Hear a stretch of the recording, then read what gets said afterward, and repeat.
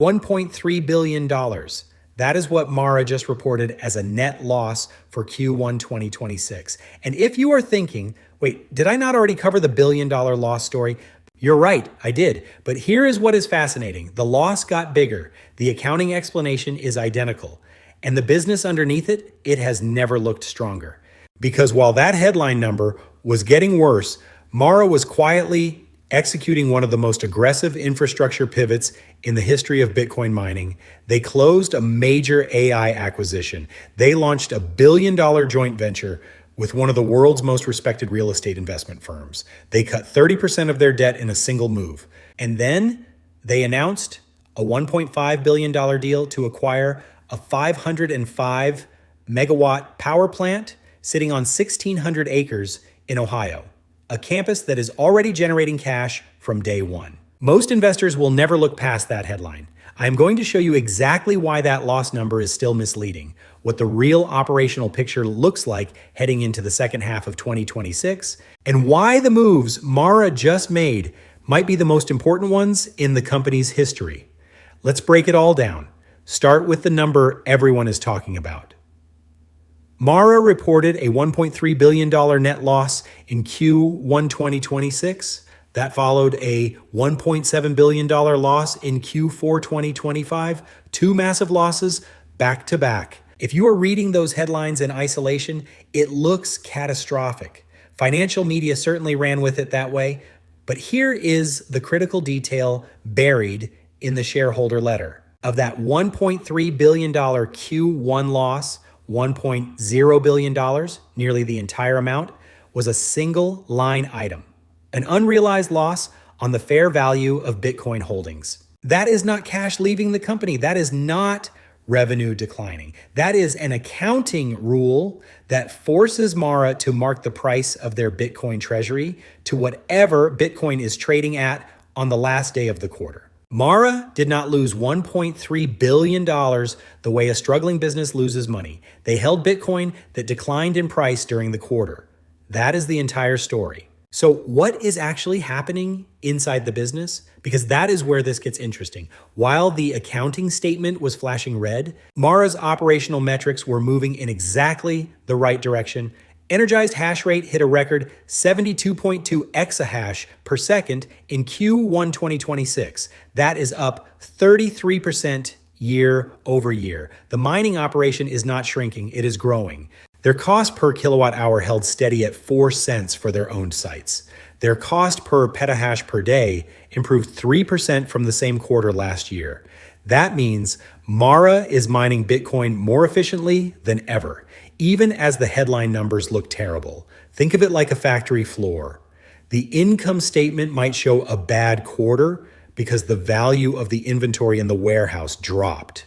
But the machines on the floor are running faster, cheaper, and more efficiently than they ever have. The factory is not broken. The accountant just marked down the stock. That is Mara right now, operational strength masked by accounting noise. Now let me talk about the Bitcoin sales, because this is where a lot of people got confused and where the real strategy becomes clear. Over the past 2 quarters, Mara sold approximately $1.5 billion worth of Bitcoin. They went from being the second largest public Bitcoin holder in the world to the 4th. On the surface, that sounds like retreat. It is not. It is the most deliberate capital allocation decision this company has ever made. Here is what they did with that capital. First, they retired approximately $1 billion of convertible debt, cutting their outstanding convertible notes by roughly 30% in a single transaction. That move reduces interest burden, eliminates dilution risk, and cleans up the balance sheet in a way that gives them real financial flexibility going forward. But here is the part that most retail investors missed entirely. That freed up financial flexibility was not just sitting on the sidelines, it was being deployed immediately into something much bigger. The Bitcoin treasury was never just a passive hoard. From the very beginning, Mara designed it as a strategic financial weapon. And in Q1 2026, they fired it, converting mined Bitcoin into the infrastructure backbone of an AI company. Let me talk about Long Ridge, because this is the deal that changes everything about how you need to think about Mara going forward. After the end of Q1 2026, Mara announced a definitive agreement to acquire Long Ridge Energy and Power from FTI Infrastructure, a $1.5 billion transaction unlike anything the company has done before. Here is what they are buying: a 505 megawatt combined cycle gas turbine power plant in the PJM interconnection in Ohio, one of the most active data center and power markets in North America.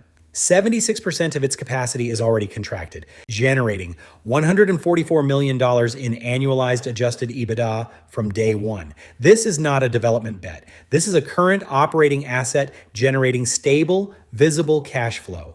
But the power plant is almost the least interesting part.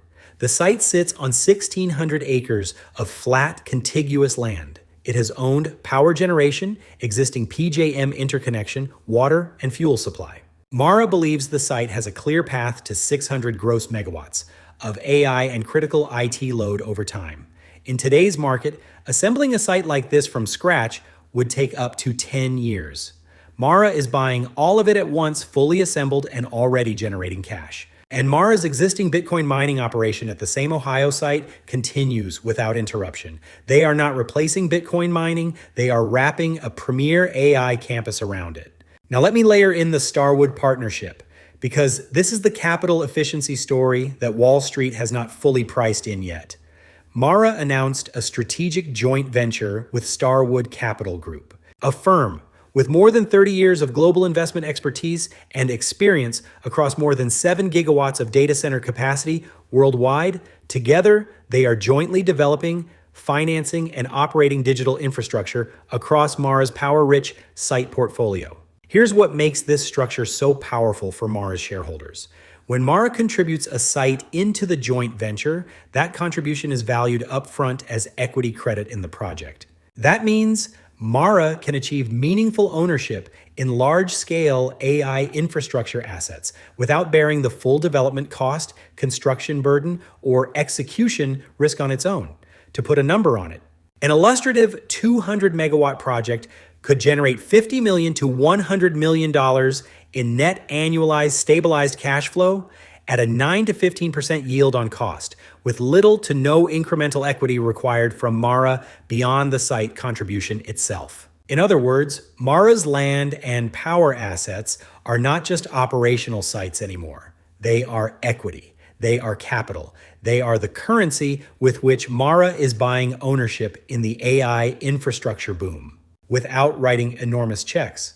As of the Q1 2026 earnings call, approximately 90% of Mara's non-hosted capacity is actively being evaluated for conversion to AI and critical IT compute. They expect to sign multiple tenant leases by the end of 2026, including potential hyperscaler customers. Let me pull all of this together, because when you lay it out sequentially, a very clear strategic picture emerges.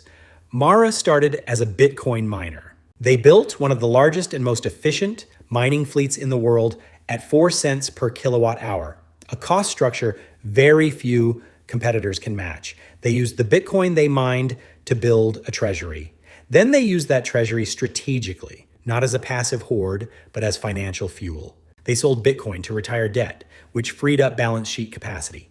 They used that capacity to close the Exaion acquisition, giving them an AI and high-performance computing footprint in Europe and Canada. They structured the Starwood joint venture to convert land and power assets into AI infrastructure ownership. And they announced Long Ridge, an already cash-generating power campus that gives them the foundation for one of the leading digital infrastructure sites in North America. The hash rate is at a record high. The energy cost is at 4 cents per kilowatt hour.